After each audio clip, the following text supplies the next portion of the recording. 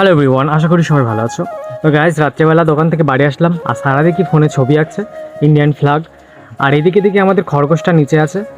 সারা নাকি নামিয়ে নিয়ে এসেছিলো আর ওকে অনেক যত্ন করছিল, ঘাস দিচ্ছিল। তো সারা খরগোশকে এমনি খুব ভালোবাসে। আর তো অনেক দিন ছাদে যায়নি সারা, তো আজকে কি মনে হয়েছে জানি না, এই নিচে এনে খেলা করছে দেখলাম খরগোশের সাথে অনেকক্ষণ ধরে। আর আজকে দুপুরবেলা এত বাজে তরকারি রান্না করেছে, মানে একদমই ভাত খেতে পারিনি। তো রাত্রেবেলা আব্বা মাংস কিনে পাঠিয়ে দিয়েছে, তো সেটাই রান্না করছে। মানে পুরো একটা আস্ত পোলট্রি কিনে দিয়েছে আর কিছুটা ফ্রিজে রেখে দিয়েছে, কিছুটা রান্না করছে। আমরা এমনিতে খুব একটা বেশি খাই না, অল্প অল্প দু এক পিস করে খাই। আর আমার তো ভীষণ খিদে পেয়ে গেছে, তারপরে ভাত হয়ে গেলে আমাদের ভাত দিয়ে দিয়েছে। আর আমরা কিন্তু সবাই একসাথে বসে খাই, মানে দুপুর রাত্রেরটা মানে একসাথেই বসে খাওয়া হয়। আর সকালবেলা আমি যেহেতু দোকানে যাই, তো আগে খেয়ে চলে যাই দোকানে। তো দেখো এখানে মাংস রান্না করা হয়ে গেছে।